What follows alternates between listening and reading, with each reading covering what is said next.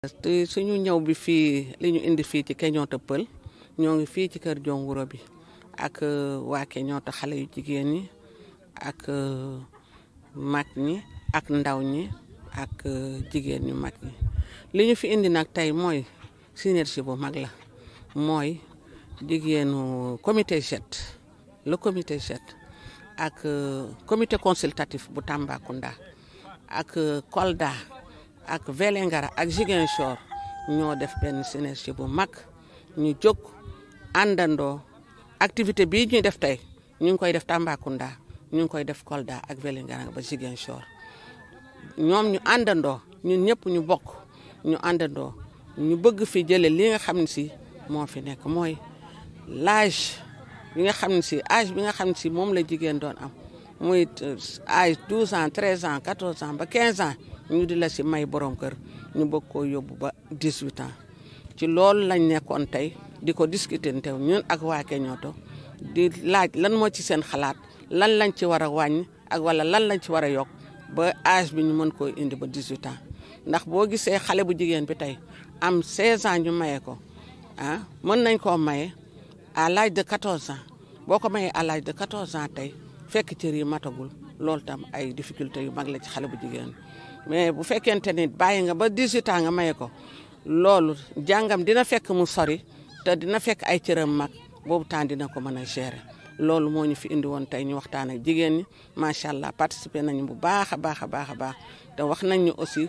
loo xam ne si tënk nañ ko loo xam ne si dinañ ko mën a def ci suñu document de référence yi ñu mën koo jébbal ñi nga xam ne si moom la ñuy liggéeyal.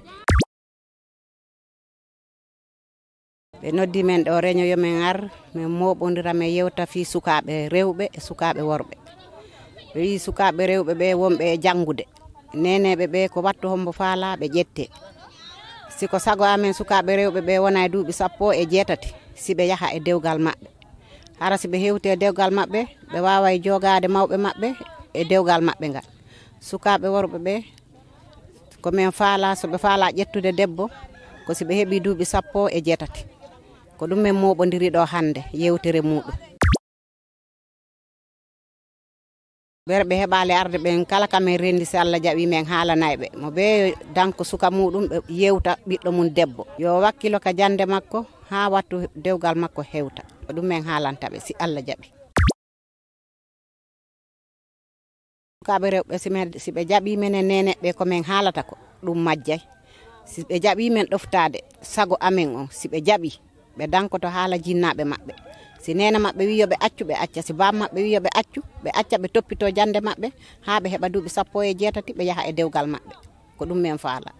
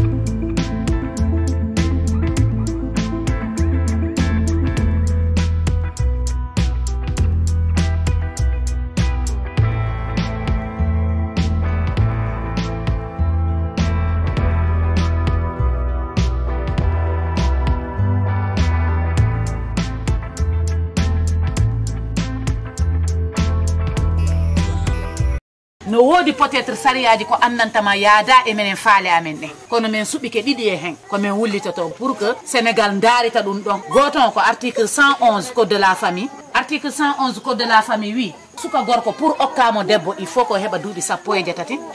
suka debbo pour okkamo gorko il faut ko heɓa duuɓi 16 menen min inni pour min okka kala be essence makko surtout e banggal jande nde koyo suka debbo on kadi ɗo no okkede gorko yo taw heeɓi duuɓi 17 min faala ɓeyde iwal 16 ans yaha duuɓi sappo e jeetati hala ko ɗon okkete ɗimmo hande mo wonɗo yewtude on ko ɗum ɗo woni article 196 code de la famille ko ɗum ɗo woni refus de paternité ko ɗum woni hande a ala droit an debbo ɗaɓɓita baba ɓiɗɗo ma par ce que so tawi a ala e dewgal saɗa e dewgal ala caɗele droit te musobulula nin ke ko ka dingotiɗi e xa baba ngini ngay xa baba ke normalement sariyan o kole na xa tara ke xi bandingo tariyango miya fono la ka dingo lemo te ite muso ni taxata kayto ngini dingo e baba to ko seke da mene man xa ngarample parce que man son mais ni xa baba ñin to ko ke je xa forcer te dunga bige ali male ko wole xa xono la ni xa ke je na xalo na xi samba sariyango la man sa simota sariyango ko tugu na xa dike o ya c'est taxa fotu ma menga diya akana xa fo ka dingo lemo te droit babula xa taxa xa kayto xa fo ka dingo lemo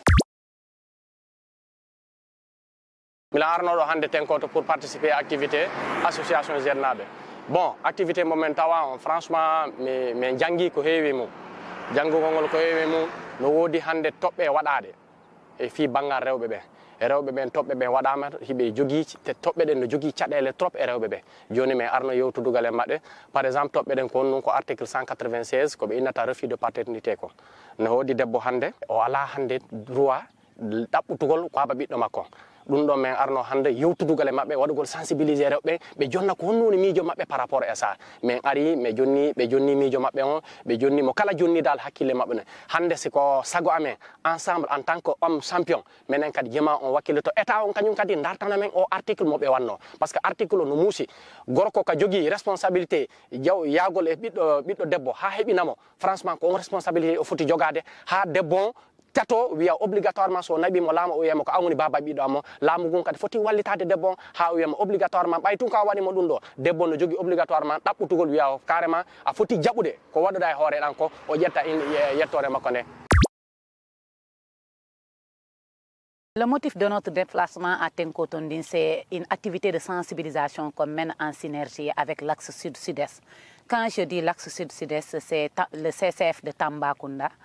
et le MAREF de Vélingara, KIDAFC de Kolda, PFPC et COSEF de Ziguinchor. Donc on mène ces activités de plaidoyer dans le cadre de la révision du Code de la famille, à savoir l'article 111 sur le relèvement de l'âge légal du mariage de la fille de 16 à 18 ans et le refus de paternité. Donc je pense qu'aujourd'hui ce sont deux thématiques qui intéressent nous les femmes de l'axe sud-sud-est dans le cadre du projet Voix et leadership des femmes.